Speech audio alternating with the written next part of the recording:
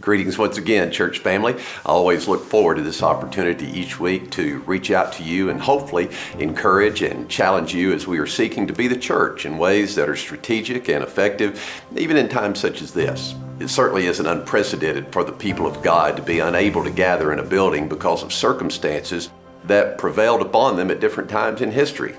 Whether it was the final destruction of Solomon's temple by the Babylonians in 586 BC or the second temple by the Romans in 70 AD, the people of God flourished as they were dispersed out to Judea, Samaria, and the uttermost parts of the earth. Even today, though we cannot gather here, we are receiving so many stories from across our city of how you are creatively ministering in your respective neighborhoods, being on mission where your feet are. Of course, the most effective ministry we have together as followers of Christ is the ministry of prayer.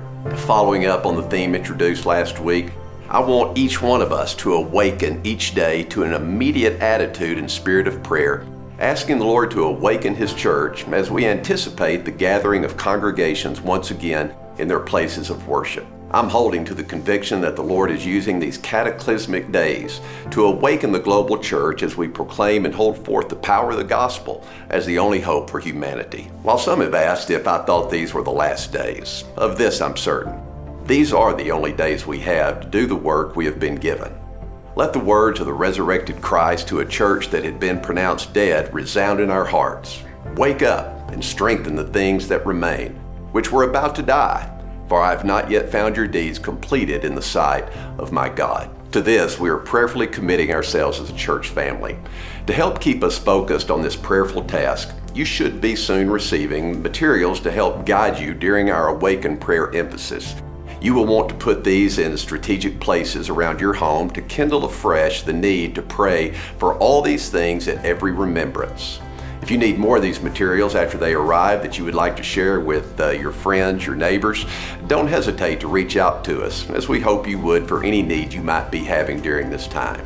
On another note, yesterday, Tuesday, April 21, Governor Abbott's office released an executive order entitled Guidance for Houses of Worship During the COVID-19 Crisis. Found within this document were primarily language changes from the initial April 1 executive order.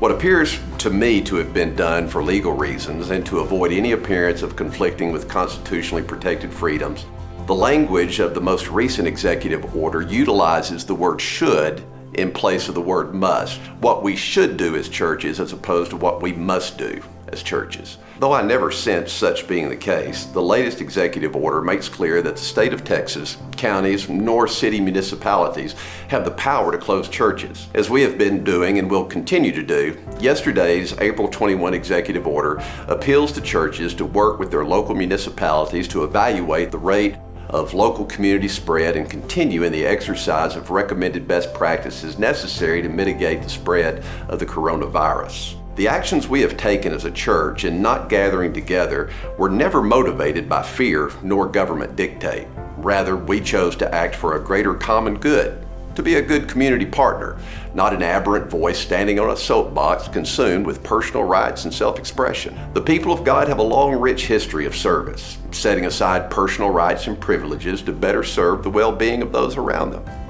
I agree with the Apostle Paul in his letter to the Corinthians. All things are lawful, but not all things are helpful. All things are lawful, but not all things build up. As the people of God, we are an exiled people. And it was to a people not unlike us that the Lord said through Jeremiah his prophet, "Seek the welfare of the city where I've sent you into exile, and pray to the Lord on its behalf, for in its welfare you will have welfare." We will eventually be back to gathering together again. When we do, I expect it will be done gradually and not all at once, cautiously, not carelessly. You can be assured that as pastor and staff, we will be following judiciously the lead and counsel of healthcare officials, not politicians and ambassadors of their agendas. When these healthcare providers reach a consensus of when it is safe to do so, we will roll out a plan that is clear, comprehensive, and safe for all. Until then, may the Lord keep watch between me and thee while we are apart from one another. God bless you. I love you and I miss you.